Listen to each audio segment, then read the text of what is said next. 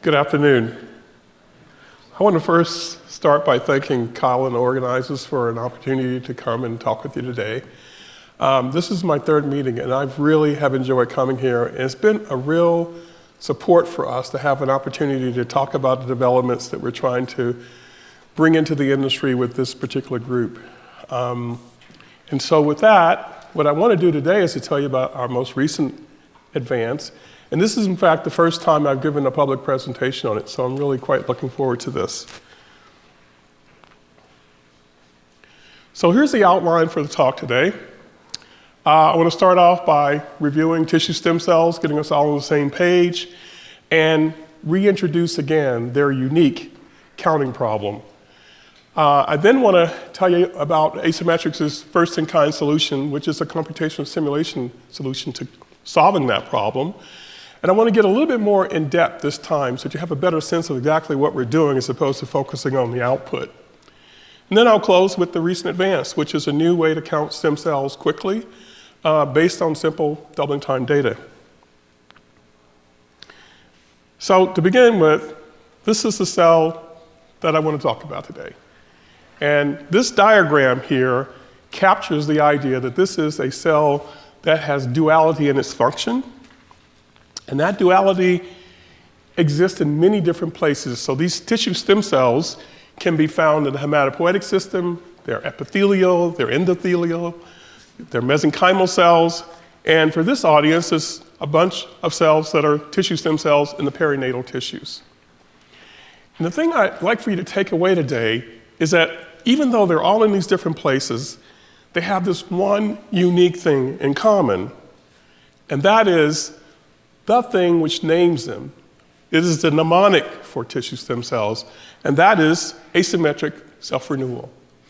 It is this remarkable ability of these cells to undergo division events, make two cells, where one of the cells is essentially like the starting cell, and the other one is a differentiated lineage cell that goes off and makes whatever tissue the stem cell happens to reside in. Now, I'll just share that this particular diagram I have here, over the years in the literature in this field, there's been some debate over how the cell accomplishes asymmetric self-renewal. There's this deterministic idea where single cells can divide and make a cell that's different and a cell that's the same. And there's also these ideas that, in fact, this happens in compartments where stem cells are doing two different things. Sometimes they're dividing and making more stem cells, and sometimes they're dividing and making something different. But for our purposes and for our method, it doesn't matter how they do it. What's important is that they do this, that they have this ability to divide and not change in their phenotypic properties while giving rise to cells that make all the functional parts of our bodies. Now, as I said, doesn't matter for the counting problem. The counting problem derives from the essence of the cell. It's asymmetric self-renewal, and I want to take you through that. So this schematic here shows what's going on back in tissues. Adult tissue stem cells, be they perinatal or postnatal, undergo these asymmetric self-renewal divisions to maintain their state and their fraction. And that fraction is low compared to all the cells which derive from it. So there are these transiently amplifying, mini-amplifying divisions that are called committed progenitor cells, which then go on to make cells which undergo the full differentiation. So if you're in liver, these are hepatocytes. If you're in the intestines, these are the transport cells in the intestines. So Mother Nature made vertebrates have this breakdown between all of these cells that we have to produce to exist and the cells that we need to maintain that existence. So the stem cells are responsible for maintenance, and they're also responsible for genetic fidelity, maintaining the genome. While these cells right here, they are produced and they turn over. They're being lost all the time. And what's important to note is that there's no backwards arrow here. These are the cells that do this, these cells do not. And that's important for treatments where you need long-term curative therapies. If you give committed progenitors, you can get some effects, but you will not get long-term effects on the span of the lifespan of the patient. That requires the stem cell. Now, the problem with counting begins with the biology of the stem cell because it's rare in tissues. As I showed you, there are lots of other cells that are being produced by this cell, but its number is small. And that difference here in tissues continues in isolation preparations. Stem cell populations are not homogeneous. Ruspa gave a very good introduction to what I'm telling you now. I'm re-emphasizing it. They are heterogeneous. And importantly, the critical factor for long-term care is a small fraction of the population. That's the first problem that makes them difficult to count. The second problem Ruspa also referred to is this problem that we have right now, it may change, that there are no stem cell-specific biomarkers, no specific molecular biomarkers. The ones we've been talking about here that you know, like CD34, CD133, and CD90, they are expressed on stem cells. The problem for counting is that they're also expressed on many of the committed progenitors that are the progeny of stem cells, that outnumber stem cells in vivo, and they certainly outnumber cells when they're isolated. They also are a problem when we do expansion, because, though I won't have time to go into this today, because of the asymmetric self-renewal, unless a stem cell divides symmetrically, which it can at some frequency, its number goes down with time as you make more and more cells. We'll come back to that point when I talk with you about our counting technology.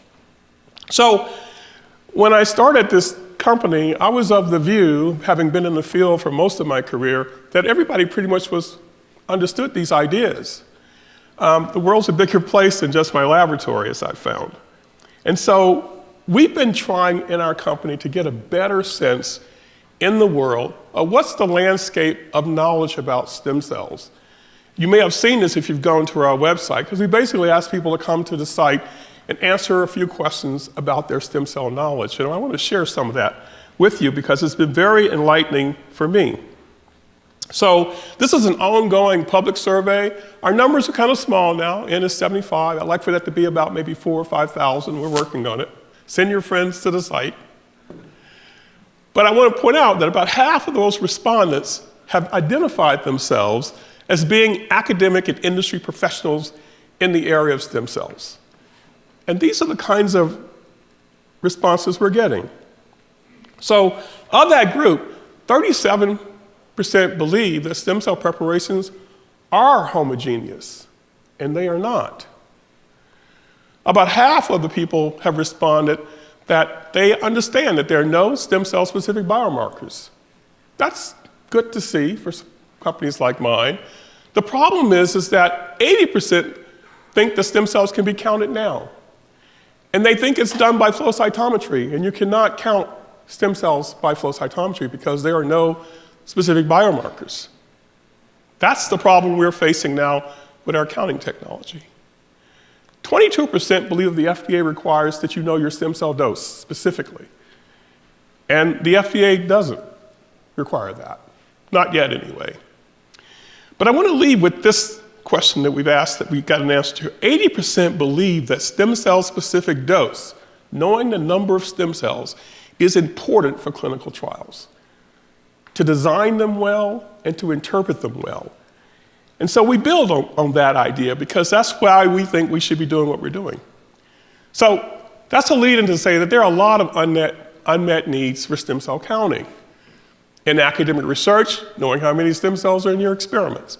As I just mentioned in therapeutics, knowing the specific, if you think the stem cell is important for the treatment outcome, how can we be doing medicine without knowing the specific dose? How can we interpret trials without knowing the specific dose? Gene therapies where stem cells are being modified, how many stem cells are modified? How many modified stem cells did the patient get? In biomanufacturing, how do you optimize production if you think the stem cells are important if you're not quantifying it? And even in drug development, there are places where knowing something about stem cells, because of their role in the function of our bodies, knowing the specific dose and the specific quantity would be important. So because of this idea, I got really excited about this. This is last year. This is the FDA, its standards coordinating body, has this new document that they were drafting, this is a draft, of needed standards, standards that are needed to advance regenerative medicine. And for the first time, this problem of unknown stem cell specific dose was addressed. So when I got ready for this meeting, I thought I should probably update this. I don't want to show up with a draft. I want to have the thing that was in the report that came out in January of this year, and I couldn't find it. It's been replaced by C21. C21 is unknown cell-specific doses. Stem cell-specific dose and stem cell dose does not appear in this entire document. I don't know why it's gone, but it is a problem that it's gone. And you see, these are the challenges we have with this idea in the industry. What I want to submit to you today is that this problem is not going to go away by us ignoring it. And so for the past 6 years in Asymmetrics, we've been trying to figure out a way to address the problem and to educate the industry about the importance of it. So with that, I want to turn to telling you about the solution and dig a little bit deeper into how we do this. So with our partner company AlphaStar, which is a software engineering company, we put together these ideas of stem cell kinetic modeling, and we have this new test we call the AlphaSim test that allows us to count tissue stem cells from any tissue specifically for the first time. I want to tell you about how we do that. So we start with these ideas. This is our translated biology. We're going to do computer simulation based on the understanding that this is how cells not only grow in the body, but how they continue to grow in the test tube. That stem cells divide asymmetrically primarily. They can sometimes divide symmetrically. We'll talk about that. But they give rise to cells which ultimately produce cells that stop dividing in culture. This is their default state. And the way we've gone about getting access to that biology is by something called serial culturing. So what we do, if you were to bring a sample, if you had a sample you wanted to count, it doesn't matter whether they're adherent cells or suspended cells, we put them in culture. We let them grow for a finite amount of time, and then we count them. We take a fraction, we passage a fraction to a new dish, and we do that process over and over again, iteratively. And by doing that and keeping track of the cell counts, we can keep track of how many times that culture doubles with time. And we get these plots that are called cumulative population doubling curves. This is a schematic data with time and the number of population doublings.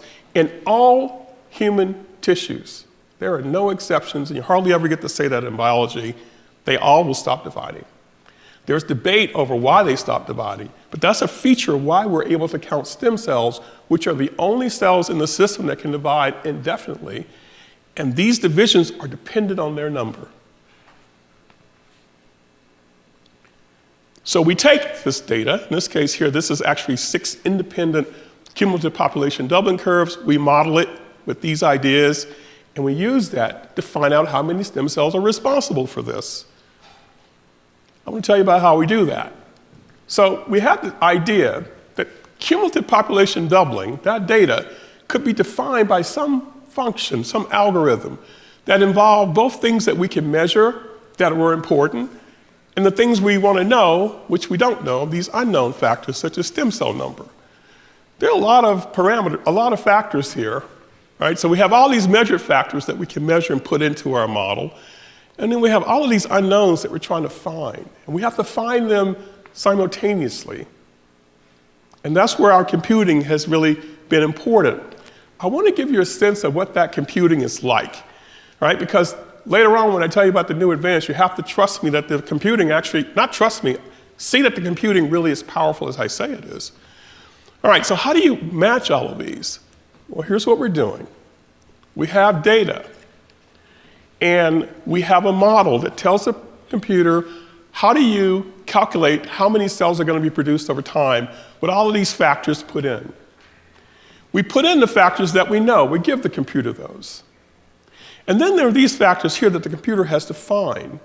We let it randomly sample numbers and throw them in and simulate the data, compute the output. And then we compare it to the real data. And we ask, how close are we? And if we can find that we can get very close to the real data, then we have these parameters. So I want to show you how the computer does that. This is a machine learning program, and what I'm showing you here is the computer doing a sampling, computing, matching to the data, and asking how good is the match. This score gets smaller and smaller when the match gets better and better. The computer program we wrote is machine learning. It remembers. So it's keeping track of its low scores. That's what that black line is. While it keeps looking. And when it gets a better one, it keeps track of it. And then we get down here and we get some score that's very low, and we then can ask, how specific is this set of parameters that we found? And it turns out it's very special, because this is all of those scores that we got for that particular search, which was 1,000 iterations. And this is the score that we end up with. It's important that there are not many solutions. These solutions are exact within our experimental error. And that means that when I do this over and over again, which is what I do when we generate data, I get the same set every time around, like this. Okay? So in that set is the stem cell specific number. We'll talk more about that now. So again, to summarize, we take data, we do a computer simulation to find things that can define it. This is an example of that best fit set of factors simulating this data. It's a pretty good simulation. And if you take the mean of these simulated data and the mean of the real data, they compare very well. So we input measured factors, we let the computer find the unknowns that we want. And once we've done that, we can do something that's really neat in simulation space. You can deconstruct, and now you can evaluate any one of those factors, either the ones you measured or the ones you found, and ask, how do they change during this course? And of course, what we want to know is, how does the stem cell number change during this course? This is our very first stem cell count. I showed this slide 3 meetings ago. I want to blow it up a little bit. So we're looking at, during that serial passaging, the number of stem cells that are being produced in that culture over time. These vertical drops here are when we split the culture, right? So I wanted to say that this feature that you see, we didn't build it into the model. It comes out of the model. That with serial culture of any human cells we've looked at so far, stem cell number decreases with serial passage. It's not surprising that phenotypes that are associated with stem cells are lost with passage with time, because the stem cells have been lost. I just want to give you some examples of this, because this is expanded liver. These are bone marrow hematopoietic cells. These are bone marrow mesenchymal cells. And something I want you to take away from this, though. We learned something in the simulation that I didn't expect. I didn't even think about it until I saw it. It's like, why are these things flat and these things pointy? Right? What we're looking at here is, this was the stem cell number at the start of the culture, and the stem cell number didn't change during that growth period, because those cells are growing 100% asymmetrically. They're producing other cells, but their number's not changing. And we see that for bone marrow and bone marrow mesenchymal cells that everybody knows are really, really hard to expand. In contrast, these liver-derived stem cells, you see these vertical inclines before the split. Those are symmetric divisions. Those are stem cells making more stem cells. They still end up being declined because their rate can't keep up with our splitting. But this here shows that it's possible to see stem cells are actually dividing symmetrically as well. We capture both of them, as I said earlier. It doesn't matter whether they're doing one or the other, we capture them both. One other thing I'll just say quickly is that we can solve that other problem kinetically, because we can tell the difference between the stem cells shown here in blue during one of these serial culture series, and these guys right here are the non-dividing cells produced in the culture over time. Notice at the end of the culture, the non-dividing cells are what we know biologically. Nothing's dividing at the end. And this green trace here is both the transiently amplifying cells and the non-dividing cells. So if you look at the area in between the two, you get to see what the transient amplifying cells are doing. And at the end of the experiment, they're none of those. They're all non-dividing cells, which is what we observe biologically. The program captures that. So using this over the past couple of years, we've been able to show that we can count a lot of different stem cells. We've done some validation in many of these compartments. Of course, for this audience here, umbilical cord blood stem cells and mesenchymal cells are our interest, and also amniotic membrane. I'm going to focus on these two types of cells going forward. Okay? So I want to give you some sense of the kind of output we do get, a little bit of validation thrown in as well. And what I'm going to be showing you is from this analysis that I've told you, where we have these things that we know and the things that we found, these are discovered. I'm going to show you these, what we call stem cell kinetic programs now. This is a prediction of what these cells are doing in the culture system, starting with time 0. So this was one of our first validation analyses. This is human CD34 bone marrow cells, and we're interested in the hematopoietic stem cell count. And what you see here is that our profile shows that that number is approximately 3 in 10,000 cells. You can hear that number thrown around today between 1 or so and 10,000. It's about 3. This is what you get in the literature on average for limiting dilution skid mouse or population cell assays, which is the best estimate prior to this work for how many hematopoietic stem cells there are in bone marrow. So we're very close to that number. And then going forward, this is a comparison here that starts to get into some validation. So those biomarkers like CD34, which don't identify stem cells specifically, can still be used to manipulate stem cells, to move them around, to enrich them. So this is not a congruent study, but this is looking at whole cord blood and CD34 enriched cells from cord blood. And the number that we see for whole cord blood is about 33 stem cells per 10,000. It's about a 20-fold increase when you do a preparation that's been enriched for CD34 cells, which also enriches for hematopoietic stem cells. I want to point out one other thing about this slide. This number right here tells us whether or not the cells are growing symmetrically. I showed you earlier for bone marrow, and the same thing's true for whole cord blood. These cells barely ever divide symmetrically. They dilute very rapidly in culture. But this is 27%. One in every 3 cells in this population is dividing symmetrically. And one of the reasons we think this is true is because the stem cells are concentrated. And some of the work in my academic days shows that when stem cells are at higher density, they show more symmetric division. And I think that's probably what's going on there. Now, I just want to highlight that a little bit more so you can see it in the data. This is the whole cord blood. There are actually 2 independent studies done here. You see this decline in stem cells with these flat points because there's no symmetric division. And here with the cord blood that's been enriched for CD34, you still get that rapid decline, but you see these increases here that represent that 1 in 3 cells dividing symmetrically every cycle.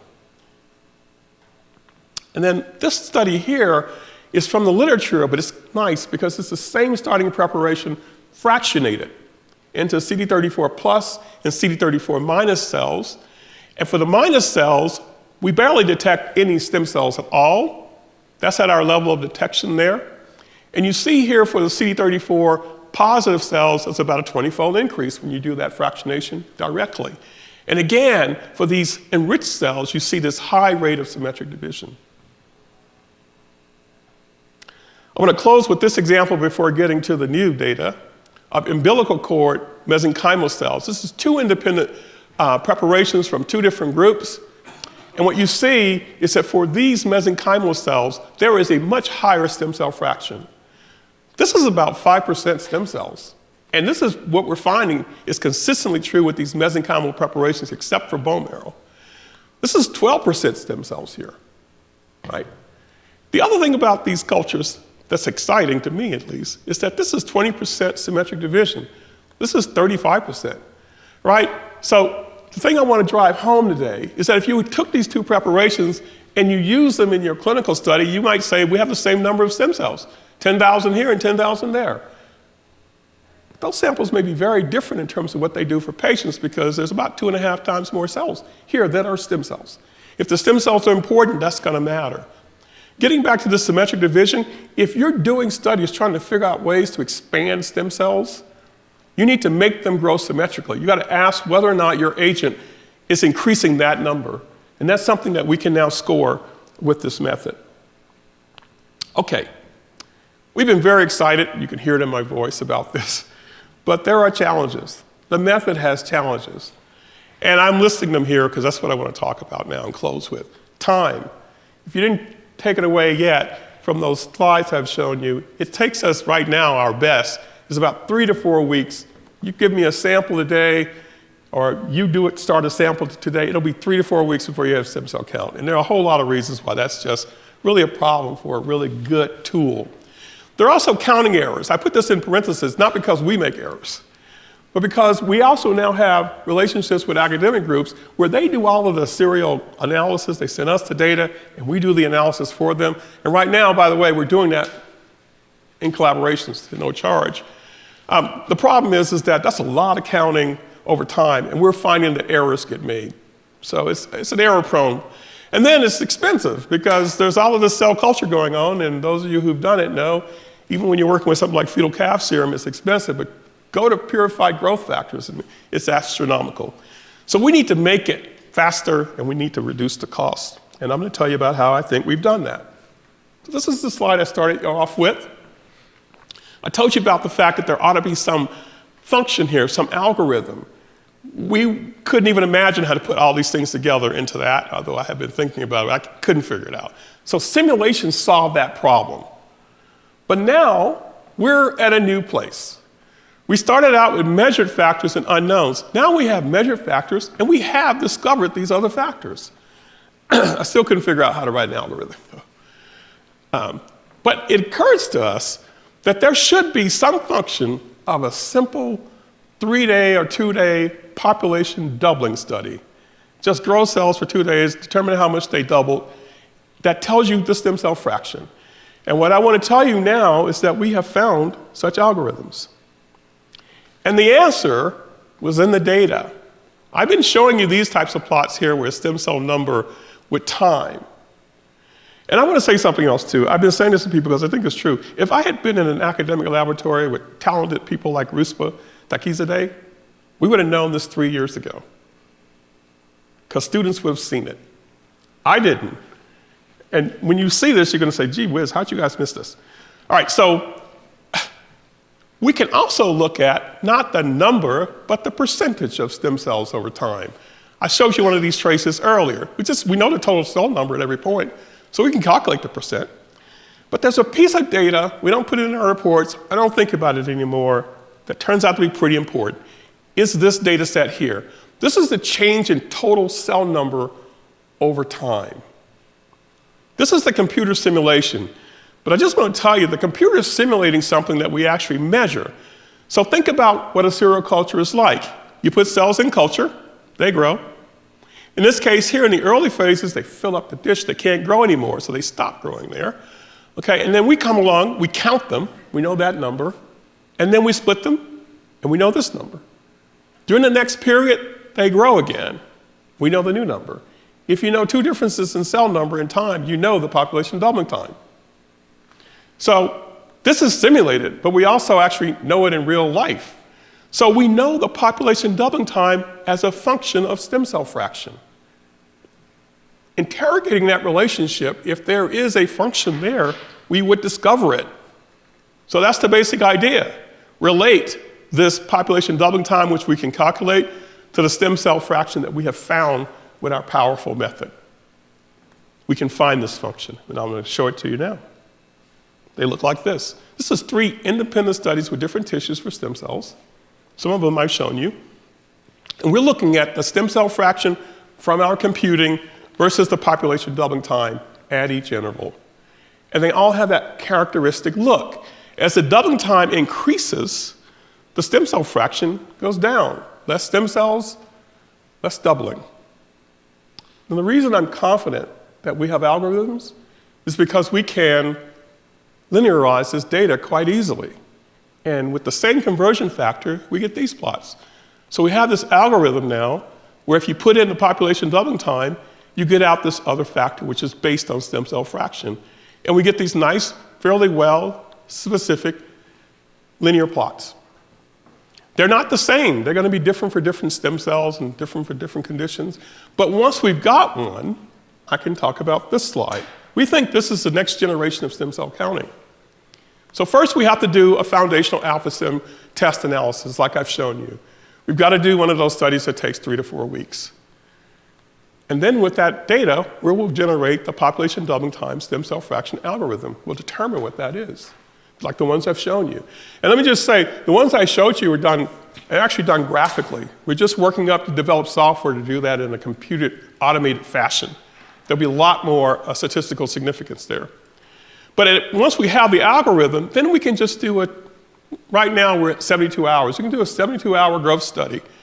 And from that population doubling time, because of those conditions, we can get the stem cell number.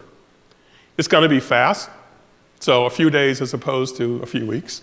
And it's going to be relatively inexpensive because there's not a lot of cell culture going on. There are some conditions, and we have to be wary of them. These algorithms are going to be very specific for conditions. They're only going to apply for the same type of stem cell, the same culture conditions, because culture conditions changes all those parameters, and we know that. And it has to be in the same range of the passage of the algorithm. And that range is actually quite wide, as I've shown you. It's over at least an order of magnitude of population doubling time. So I want to, before closing, just make some acknowledgments here. This is all possible because of AlphaSim Corporation, our partner in this, who does all the software development with us. BioCore's been really helpful. Murray Krause has really kind of supported us in allowing us to do these whole umbilical cord studies. Drick is another of our collaborators that we've done some of the umbilical cord hematopoietic stem cell studies. And the UMass Amherst Core Facility, we're in the voucher program, which allows us to use that cell culture facility for doing some of these hematopoietic stem cell studies as well. So the last thing I want to say, I really do think that at this point, with this technology, with greater use by this community, everything will change going forward. And so I want to thank you again for your attention and for your support, and I'd be happy to entertain any questions or comments now and for the rest of the meeting. Thank you.